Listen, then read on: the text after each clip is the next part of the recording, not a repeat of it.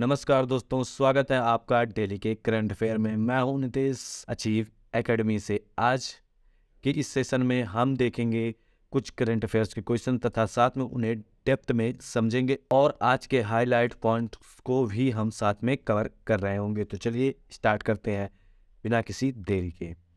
Think big, trust yourself and make it happens, आज की motivation lines.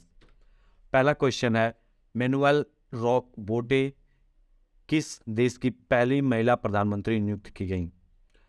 Manual Roka Botey has been appointed as the first female prime minister of which country? Finland, Equatorial Guinea, Norway and Sweden. इसका सही answer जो है वो है Equatorial Guinea. अब इसे जैसे मैंने पिछले अपने सेशन में बताया था कि पूछा था कि मैनुअल रॉकेट को किस देश का पहला महिला प्रधानमंत्री जो है वो नियुक्त किया गया, और जो यहाँ की राष्ट्रपति हैं उन्होंने इन्हें नियुक्ति दी है। ये राष्ट्रपति 1979 से देश पर शासन कर रही हैं। ये पहले 2020 में शिक्षा मंत्री भी रह चुकी हैं। Next question, which country has founded the radioactive capsule that went missing in January? जनवरी में लुप्त हुआ रेडियो एक्टिव कैप्सूल किस देश ने ढूंढा? USA, Australia, Russia, Ukraine. तो यूक्रेन तो बिल्कुल नहीं हो सकता, रशिया भी नहीं हो सकता, तो इसमें से यूएसए, ऑस्ट्रेलिया। तो इसका सही आंसर हमारा ऑस्ट्रेलिया को जाता है। बेसिकली इस जो रेडियो एक्टिव तत्व था इसमें हमें सीजियम जो है वो 70 थोड़ी मात्रा में था। इससे बेसिकली त्वचा को नुकसान हो सकता है, जलन या विकिरण जैसी बीमारियां हो सकती हैं। राज्य भार में 1400 किलोमीटर मार्ग पर इसे ले जाए के दौरान यह खो गया था। विश्व अंतरधार्मिक सद्भावना सप्ताह किस माह में मनाया जाता है? World interfaith harmony week is being observed in which month? जनवरी, फरवरी, मार्च, अप्रैल। तो ये बेसिकली फरवरी में मनाया जाता है। जो इसकी शुरुआत हुई थी वो बेसिकली संयुक्त राष्ट्र सभा ने 2010 में शुरू की थी। ये बेसिकली यूएनजी सभा में उनके धार्मिक परंपराओं के अनुसार चलाई जाती। इसका पहला विचार जॉर्डन के राजा अब्दुल्ला द्वितीय द्वारा दिया गया था। Next question, which cricketer scored 126 runs and set a new record for the highest individual score bye an Indian in T20 cricket? किस क्रिकेटर ने 126 रन बनाया और टी20 क्रिकेट में भारतीय का दूसरा सबसे सर्वोच्च व्यक्तिगत स्कोर का नया रिकॉर्ड बनाया? विराट कोहली, शुभमन गिल, सूर्य कुमार यादव, रोहित शर्मा। तो इसका सही आंसर है शुभमन गिल ने अभी हाल ही में न्यूजीलैंड के खिलाफ जो है 63 गेंदों में 126 रन का रिकॉर्ड कायम किया है, जिसमें 24 चौके 7 छक्के लगाए गए थे। यह रिकॉर्ड 2022 में बनाया गया था, 2023 में, और इससे पहले विराट कोहली ने 2022 में बनाया था 122 रन का record. Next question, which union ministry along with the ministry of social justice and empowerment implement the नमस्ते स्कीम? सामाजिक न्याय और आधिकारिक मंत्रालय के साथ कौन सा केंद्रीय मंत्रालय नमस्ते योजना लागू करता है? Ministry of housing and urban affairs, ministry of rural development, ministry of MSME, ministry of agriculture and farmer welfare. तो इसका सही आंसर है ministry of housing and urban. तो बेसिकली जो नमस्ते इंडिया वाला सर्विस है वो आवासीय और शहरी मामलों के मंत्रालय द्वारा चलाया गया संयुक्त पहला रूप से सामाजिक न्याय अधिकारी मंत्रालय द्वारा चलाया जा रहा है।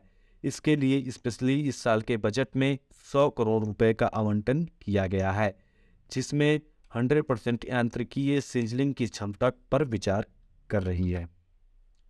तो आज का जो डिस्कशन टॉपिक्स होने वाले, जैसे जो न्यूज़ के हेडलाइंस, उन पर हम बात करें तो आरबीआई ने लॉन्च किया ओआर कोड आधारित कॉइन वेंडिंग मशीन।